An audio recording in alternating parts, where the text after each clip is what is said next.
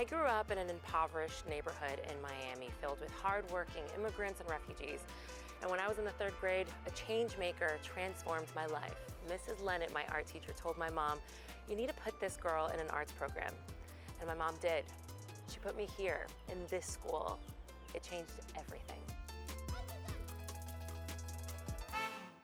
This is Tanisha Seidel. Tanisha and I both went to Norland Middle School. This school is a beacon of hope in our community. What does this school mean to you? This school means everything to me. This school is my bread and butter, of course, but also my passion and where I make change every day. Tanisha, I'm curious to know if your experience echoes what my experience was like. This school was the first time that I met Black people. It was also the first time I met white people. It was the first time I met Jews. And you are at this tender, young age where all of you are souped together in a classroom. Yes. You're all discovering each other, being humanized at a really young age. And like in theater school, you're being forced to do these intimacy and trust exercises. Yes. And it was beautiful. It was gorgeous. Changed my life. It changed my life. Yeah.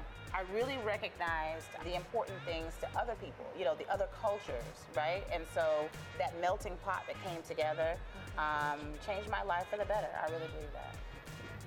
Okay. So you need to give me a tour of the school. Like, where's the theater?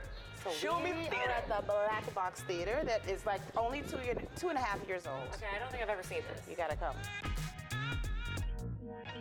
This is so nice. I know. This does not look anything like what it looked like when I came here. I don't leave this space just because it's wonderful.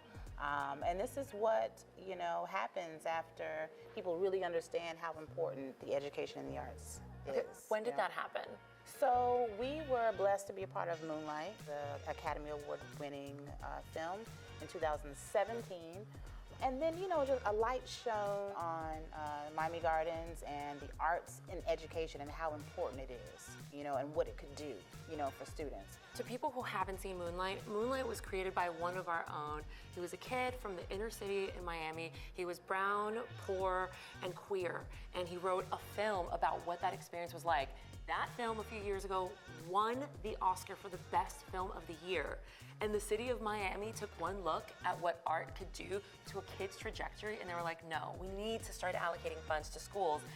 And so this is what that allocation now looks like. This is what it is.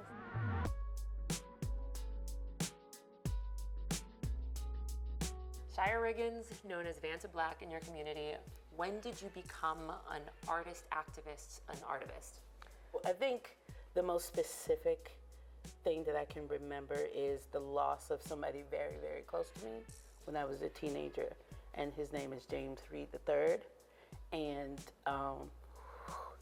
he was lost to gun violence. And I remember everything that I experienced as a teenager and being surrounded by other creatives, and we all had to process what was happening in that moment.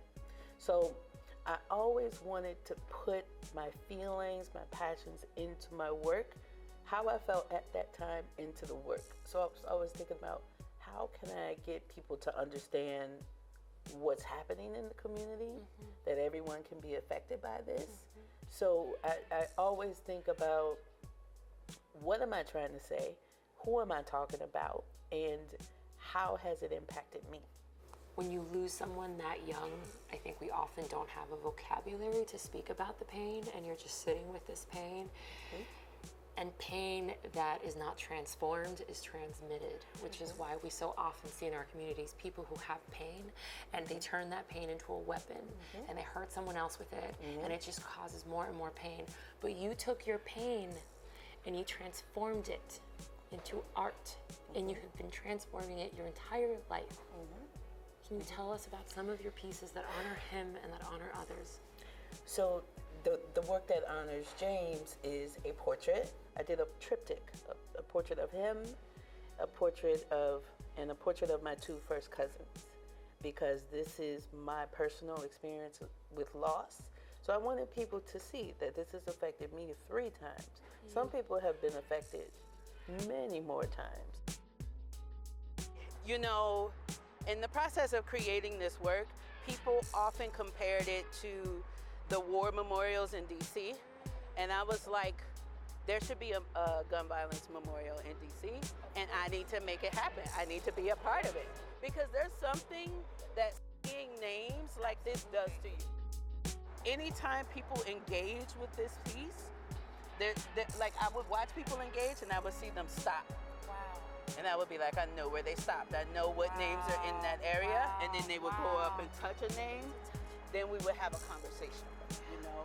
Because you don't think that this is gonna impact you until it does.